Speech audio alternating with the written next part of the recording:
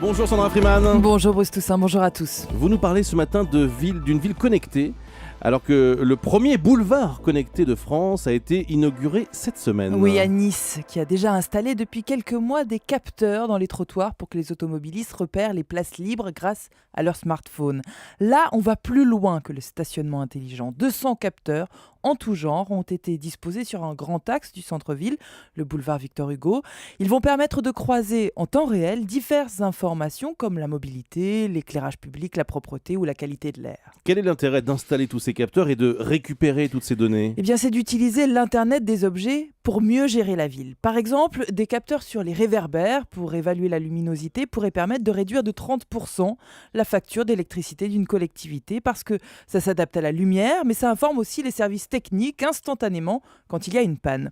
D'autres capteurs dans les containers à verre ou à ordures permettent aux camions bennes de mieux adapter leur tournée selon les besoins. Donc toutes ces données sont censées permettre de faire des économies de gestion, d'énergie et plus directement pour les usagers, l'installation de ce genre de système intelligent promet un quotidien plus agréable mais aussi plus contrôlé avec l'effet secondaire que ça peut produire, c'est-à-dire d'être plus surveillé aussi. Est-ce que c'est une expérience isolée en France ? Non, d'autres quartiers connectés fleurissent en France, comme par exemple à Lyon, à Issy-les-Moulineaux ou à Grenoble, où ont été installés 4000 capteurs d'humidité sur les réseaux de chauffage urbain afin de détecter les fuites.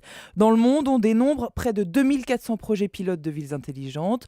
Pouvoirs publics, industriels et acteurs du transport y songent activement. On prédit que 30 milliards d'objets seront connectés d'ici 2020, ce qui implique que capteurs, étiquettes RFID et autres objets connectés vont par force s'imposer dans l'organisation de nos cités. Les grandes villes connectées, reste une question, Julie et Sandra, c'est comment faire pour utiliser son smartphone tout en conduisant ?